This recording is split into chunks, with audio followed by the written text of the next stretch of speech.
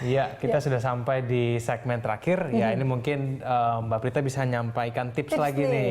Ya, ini biar orang-orang ini nggak lupa diri nih, bahwa ntar kan ada presentasi, THR ada presentasi, kemudian nggak belanja satu barang. Benar. Jangan sampai kebutuhan dikalahkan oleh keinginan kali ya.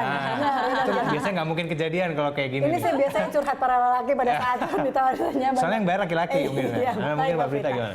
Ya ampun, yang bayar laki-laki. Oke. Jadi nomor 1 itu prioritas pengeluaran dulu. Yang tadi kita dari awal, yuk kita bongkar dulu lemari kita. Lalu kita lihat sebenarnya barang apa sih yang betul-betul memang kita butuhkan. Nah, kalau misalnya kita tiap hari pergi ke kantor dengan menggunakan sepatu hitam, mungkin punya sepatu warna kuning, merah atau yang lainnya itu bisa dibatasi. Nggak usah kalau bisa ya.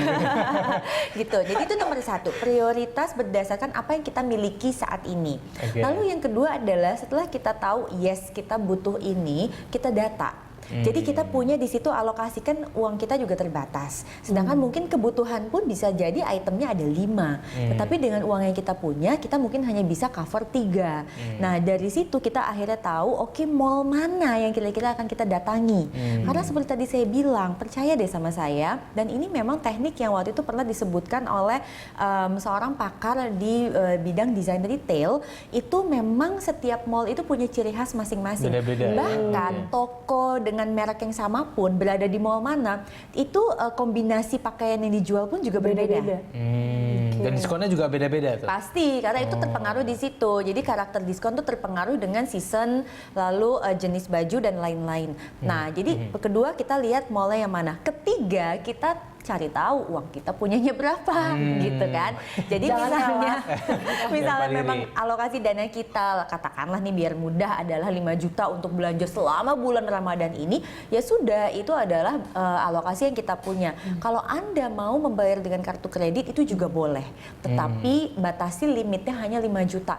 Jadi kalau Anda mau bijak, Anda telepon ke penerbit, lalu Anda minta limitnya dibatasi 5 juta, sehingga kalau di atas itu kita tidak akan di-approve untuk pembeliannya. Jadi saat nanti turun THR, Anda pastikan Anda membayarkan dengan 5 juta rupiah tadi. Nah, kalau Anda tidak pakai kartu kredit, saran saya adalah pakai kartu debit. Karena dengan kartu debit kita betul-betul bisa mengalokasikan sesuai dengan uang kita hanya ada 5 juta, ya sudah, kita hanya put 5 juta di situ. Nah. Ini kalau udah kebablasan gimana Mbak Prita? Kalau misalnya ini kan udah pekan kedua soalnya ya Mbak Prita. Ini bagaimana untuk akhirnya, wah ini saya harus merencanakan ulang lagi nih karena udah uangnya udah baru pakai buat kemarin-kemarin seperti itu. Nah, jadi akhirnya kita bisa lihat apakah ada barang-barang yang memang kalau tadi kita peruntukannya katakanlah ada yang mau dikasih orang dan lain-lain, berarti dengan apa yang ada itulah kita work on. Lalu jangan lupa juga biasanya di bulan Ramadan itu juga banyak ada bazar, garage sale dan lain-lain, itu bisa kita manfaatkan.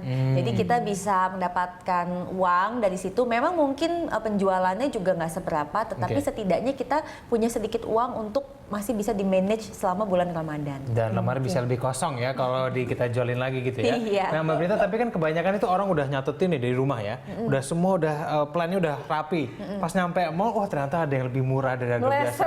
Luar dugaan ternyata ini jual lebih murah. Wah jadinya yang plannya itu nggak kelakon tapi malah beli yang lain. Nah itu kenapa tips yang terakhir adalah harus punya shopping buddy. Oh gitu ya. Ya, jangan pernah belanja sendirian sedang perut kosong dan atau lagi hati sedih karena biasanya kita kalap gitu. Oh, berarti 3 intinya ya. Jangan dalam perut kosong, hati sedih, sama satu lagi harus ada yang nungguin. Bawa satpam. Ya, ini satpam pribadi, dijagain kalau mau beli nggak boleh. Taunya gitu. temen yang nungguin malah belanjanya lebih banyak. Iya, Berarti tugas suami itu biasanya ya. harus pintar-pintar ya.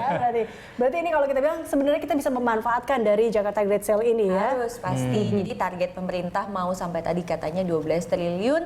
Saya sih yakin pasti itu bisa tercapai ya, apalagi nanti menjelang THR, karena memang dengan pertumbuhan ekonomi itu juga sebenarnya membantu ekonomi kita sendiri nanti berbalik, tetapi kita harus bijak.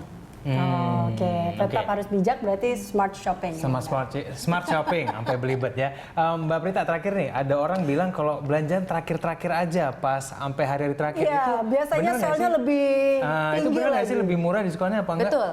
Memang gitu. kalau kita di last minute itu biasanya mereka akan banting harga, tetapi resikonya kita belum tentu dapat barang sesuai dengan kebutuhan kita. itu ada tetap resikonya kan. mengandalkan keberuntungan kalau itu ya berarti ya. Iya, baik. Terima kasih Mbak Prita udah hadir bersama kami nih, udah ngebahas tentang diskon Iya. dan manfaat diskonnya juga Betul. ya kan ya. Baik, terima Bisa kasih, kita coba Mbak kalau Prita. gitu. Makasih Mbak Prita. Terima kasih. Ya pemirsa, demikianlah Dialog Lunch Talk hari ini. Anda dapat mengirimkan informasi dan saran kepada kami lewat email di news@berita1.tv. Ya, atau follow kami via Twitter, Facebook, dan YouTube. Nantikan Lunch Talk setiap hari pukul 13 sampai dengan 14 waktu Indonesia Barat. Terima kasih dan sampai jumpa.